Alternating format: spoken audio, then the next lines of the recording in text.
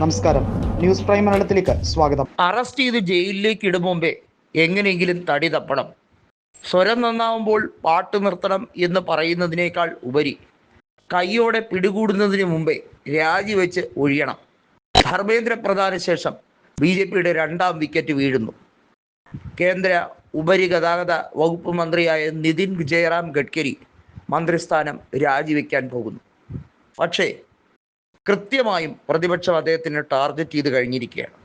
ഗഡ്കരി എവിടെ പോയി ഒളിച്ചാലും ഇന്ധനത്തിൽ മായം കലർത്തി ഈ രാജ്യത്തെ മുഴുവൻ ജനങ്ങളെയും വിഡ്ഢികളാക്കിയ ഗഡ്കരിയുടെ മകൻ്റെ കമ്പനി അടക്കം എല്ലാം വെളിച്ചത്ത് കൊണ്ടുവരും, ഗഡ്കരിയെ ശിക്ഷിക്കും എന്ന് തന്നെയാണ് പ്രതിപക്ഷം പറയുന്നത്.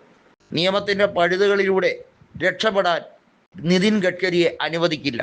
നോക്കൂ, ഏറ്റവും വലിയ അഴിമതിക്കാരിൽ ഒരാളായി ഗഡ്കരി മാറിക്കഴിഞ്ഞിരിക്കുകയാണ്. ഒരു കാലത്ത് ശക്തമായ അദ്വാനി പക്ഷക്കാരനായിരുന്ന ഗഡ്കരി നരേന്ദ്രമോദി മന്ത്രിസഭയിൽ 2014 മുതൽ അദ്ദേഹം ഗതാഗത വകുപ്പ് മന്ത്രി ആയി സത്യപ്രതിജ്ഞ ചെയ്ത് അധികാരമേറ്റതാണ്.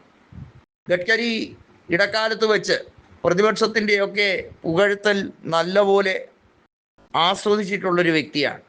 എന്തിനു വേണ്ടിയായിരുന്നു ആ പുകഴ്ത്തൽ എന്ന വലിയ ചോദ്യം ബാക്കി നിൽക്കുമ്പോൾ ഗഡ്കരി ഇപ്പോൾ നമ്പർ 1 ഫ്രോഡായാണ് പ്രതിപക്ഷം കണക്കാക്കുന്നത്. എന്തെന്നാൽ പെട്രോളിൽ എത്തനോൾ കലർത്തി ഈ രാജ്യത്ത് വാഹനങ്ങളുടെ ക്ഷമത മുഴുവൻ തകർക്കുന്ന, അത് മകൻ്റെ സ്വന്തം കമ്പനിക്ക് വേണ്ടി ലാഭമുണ്ടാക്കാൻ ശ്രമിക്കുന്ന ഗഡ്കരിയെക്കുറിച്ച് എല്ലാവരും പതിയെ പതിയെ യാഥാർത്ഥ്യങ്ങൾ മനസ്സിലാക്കി തുടങ്ങിയിരിക്കുകയാണ്.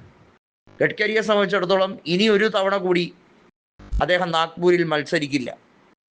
അദ്ദേഹത്തിൻ്റെ മകനെ കളത്തിലിറക്കി നേരിട്ട് മകൻ്റെ ബിസിനസ്സും രാഷ്ട്രീയവും ഒരുപോലെ കൊണ്ടുപോയി കാര്യങ്ങൾ കുറച്ചുകൂടി വൻ നിലയിൽ വിജയിപ്പിക്കാനുള്ള ശ്രമമാണ്. 70കാരനായ ഗഡ്കരിയെ സംബന്ധിച്ചിടത്തോളം ഇനിയുള്ള കാലം മകൻ്റെ ഈ തീവട്ടിക്കൊള്ളയ്ക്ക് കൂട്ടുനിന്നാൽ ആകെ ബിൽഡപ്പ് ചെയ്തെടുത്ത ഒരു വികസന നായകൻ എന്ന ഇമേജ് കൂടി കളങ്കപ്പെട്ടു പോകും എന്ന് മനസ്സിലാക്കിയതിന് ശേഷമാണ് ഇത്തരത്തിൽ ശക്തമായൊരു നിലപാട് എടുക്കാൻ തീരുമാനിച്ചിരിക്കുന്നത്. എന്നാൽ CJPയും അഭിജിത് ദീപ്കെ അടക്കം പ്രമുഖ പ്രവർത്തകരുമൊന്നും ഗഡ്കരിയെ വെറുതെ വിടില്ല എന്ന് ഉറപ്പിച്ചു കഴിഞ്ഞിരിക്കുകയാണ്. ഗഡ്കരിയെ കൊണ്ട് സമാധാനം പറയിക്കും.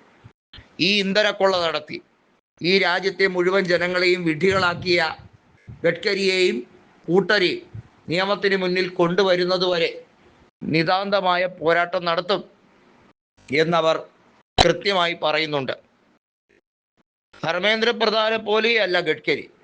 ഗഡ്കരി വളരെ തന്ത്രശാലിയായ കൗശലക്കാരനായ ഒരു രാഷ്ട്രീയ നേതാവ്. പ്രധാനേക്കാളൊക്കെ എത്രയോ വർഷത്തെ രാഷ്ട്രീയ പാരമ്പര്യം.